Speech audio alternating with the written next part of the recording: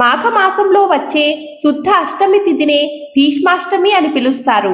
మహాభారతంలో కీలక పాత్ర పోషించిన మహాత్ముడు భీష్ముడు. కురుక్షేత్ర యుద్ధంలో 10వ రోజున అర్జునుడు శిఖండిని అడ్డుపెట్టుకుని భీష్ముడిపై అసంఖ్యాక బాణాలు సంధించి ఆయనను పడగొట్టాడు. ఇచ్ఛామృత్యువు వరం అంటే తన మరణ సమయాన్ని తానే నిర్ణయించుకునే వరం ఉన్న భీష్ముడు అంపశయ్యపై సుమారు 58 రోజులు ఉండి సూర్యుడు ఉత్తరాయణంలో ప్రవేశించిన తర్వాత మాఘశుద్ధ అష్టమి నాడు శ్రీకృష్ణునికి ధర్మబోధ చేస్తూ తన ఇష్ట ప్రకారం మరణాన్ని స్వీకరించాడు. అయితే ఈ రోజు మీరు ఏం చేయాలో తెలుసుకునే ముందు జై భీష్మదేవాయ నమః అని కామెంట్ చేయండి.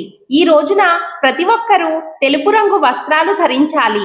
ఓం నమో భగవతే వాసుదేవాయ నమః అనే మంత్రాన్ని 108 సార్లు జపించాలి. ఈ భీష్మాష్టమి రోజునే భీష్ముడు శ్రీకృష్ణుడికి విష్ణు సహస్రనామాన్ని ఉపదేశించాడు. అందుకే ఈ రోజున విష్ణు సహస్రనామాలు పఠిస్తే అనంతమైన పుణ్యఫలం లభిస్తుంది.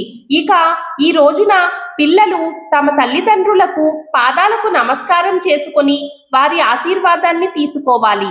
భీష్మాష్టమి రోజున ఏ పని చేసినా చేయకపోయినా భీష్ముడికి తర్పణం మాత్రం తప్పక సమర్పించాలి. భీష్ముడు బ్రహ్మచర్య వ్రతధారి. భీష్ముడికి సంతానం లేకపోయినా నేటికి ఆయనకు పితృతర్పణాలు అందుతూనే ఉన్నాయి.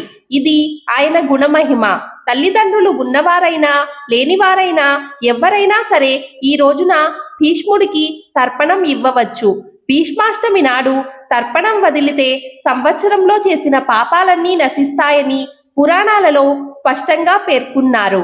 ఈ రోజున భీష్మాష్టమి కథను ఎవరైతే వింటారో వారికి 7 జన్మల పాపాలు తొలగిపోతాయి. భీష్మాష్టమి పూర్తి కథ కింద ట్యాగ్ చేశాను, తప్పకుండా చూడండి. Thank you for watching this video.